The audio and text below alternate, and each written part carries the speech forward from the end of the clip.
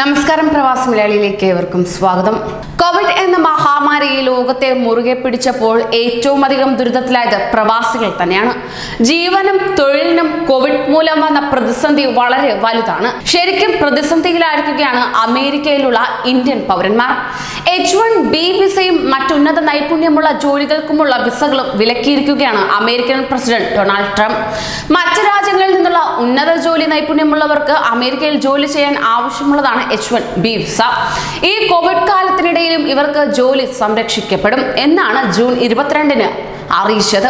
എന്നാൽ ആ വാഗ്ദാനങ്ങളെല്ലാം പൊള്ളയായിരിക്കുകയാണ്. ആയിരക്കണക്കിന് ആളുകളാണ് അമേരിക്കയിൽ വിസ കാലാവധി കഴിഞ്ഞ് പ്രതിസന്ധിയിലൂടെ കടന്നു പോകുന്നത്. പുതുക്കിയ വിസ ലഭിക്കാതെ ജോലി തുടരാനുമാകില്ല. വർഷങ്ങളായി കുടുംബത്തോടൊപ്പം അമേരിക്കയിൽ കഴിയുന്നവർക്ക് ഇതുമൂലം നേരിടേണ്ടി വരുന്ന പ്രതിസന്ധി വളരെ വലുതാണ്. H1B വിസ പ്രതിവർഷം അപേക്ഷിക്കുന്നവരിൽ ഏകദേശം 75% ഇന്ത്യക്കാരാണ്. പ്രതിവർഷം 85,000 പേർക്കാണ് വിസ ലഭിക്കാറ്. ഏറിയ പങ്കും IT കമ്പനികളിൽ ജോലി ചെയ്യുന്നവരാണ് അപേക്ഷകർ. 10 വർഷത്തോളം H1B വിസയിൽ കുടുംബത്തോടൊപ്പം അമേരിക്കയിൽ കഴിഞ്ഞവർ പോലും ഇപ്പോൾ വിസ കാലാവധി കഴിഞ്ഞതോടെ പ്രതിസന്ധിയിലായിട്ടുണ്ട്. വ്യാപാര സംഘടനയായ നാസ്കോം നൽകുന്ന വിവരമനുസരിച്ച് ട്രംപ് പുറപ്പെടുവിച്ച ഈ ഉത്തരവ് വഴി തെറ്റിക്കുന്നതും അമേരിക്കൻ വിപണിയിൽ ദൂരവ്യാപക പ്രത്യാഘാതം സൃഷ്ടിക്കുന്നതുമാണ്. IT തൊഴിലാളികളെയും ആശുപത്രിയിൽ തൊഴിൽ ചെയ്യുന്നവരെയും ഇന്ത്യൻ കമ്പനികൾ ധാരാളമായി അമേരിക്കയിലേക്ക് തൊഴിലിനായി അയക്കുന്നുണ്ട്.